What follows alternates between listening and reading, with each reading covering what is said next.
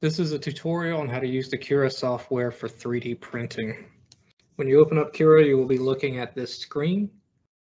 First thing that you want to do is take your model that you have downloaded from the internet or you have made from a particular software.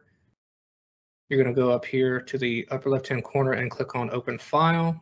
You're going to locate that file that you have named, and it will load it onto the build plate. This is a representation of what the build plate will look like on the Lulzbot TAS 6.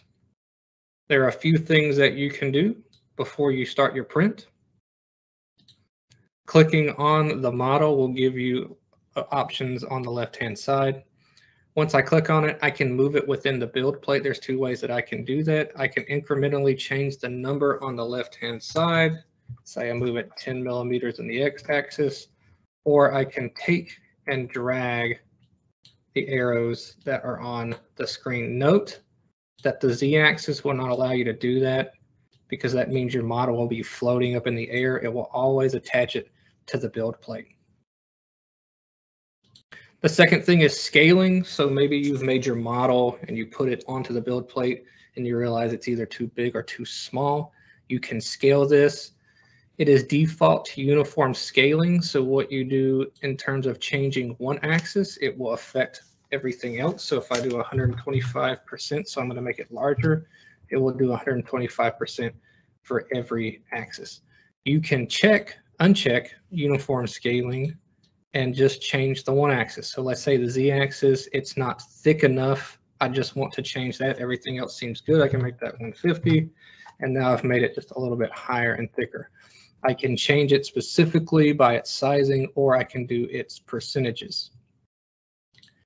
The third one is rotation. I can do one of two ways. I can type the amount of degrees that I want to rotate it, or I can click and hold the ring that represents that particular axis and rotate around that. It will show you the degrees as you are rotating it.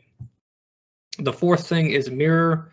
This will just do directional things where it mirrors it and it flips it. Usually you have your model how you want it, so there's no need to use mirror.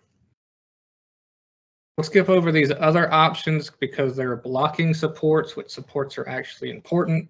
And then there's a place for custom supports, but Cura is a really good piece of software that will identify where supports are needed and place them. The last part is multiply objects. So let's say we're doing this for a pop-up lab. We're trying to print off a lot of these particular items. We can click on multiply objects and I can say how many copies do I want, and then it will populate the print bed with that many copies until it pretty much runs out of room.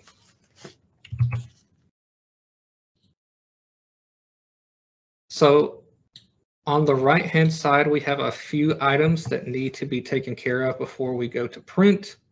The category does not matter. The material is very important. What we use in the digital learning lab is mostly InGen. You want to make sure that that is InGen color fab. Why is it important to have the particular material selected? Is that it's going to heat the nozzle up at a specific temperature. If it's too high, it's going to start to bubble. If it's too low, it may not come out of the extruder. Depending on the material that you select, it's going to give you some adhesion info. For this particular material, you're going to take a glue stick and apply it to the print bed so that it sticks. Profile is how much detail that you want. High amount of detail means that it's going to be printing at a very thin layer, where high speed is going to be printing at a thicker layer.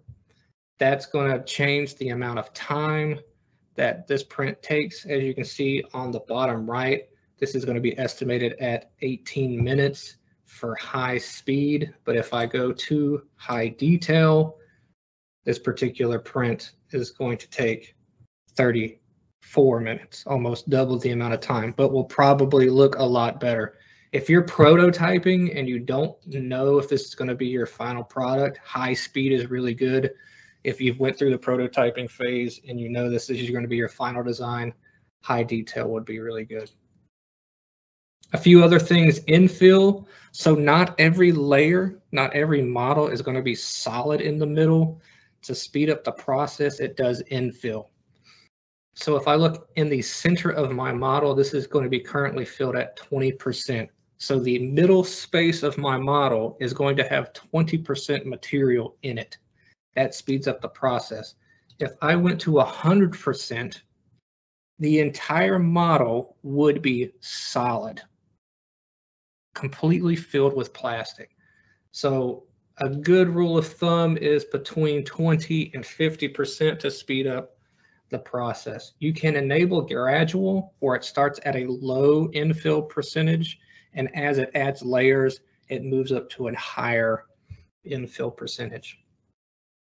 Depending on your model, you will need supports. This one does not need supports. It doesn't have anything that is overhanging, but a good rule of thumb is just to always have this checked, just in case the modeling software finds something that does need supports.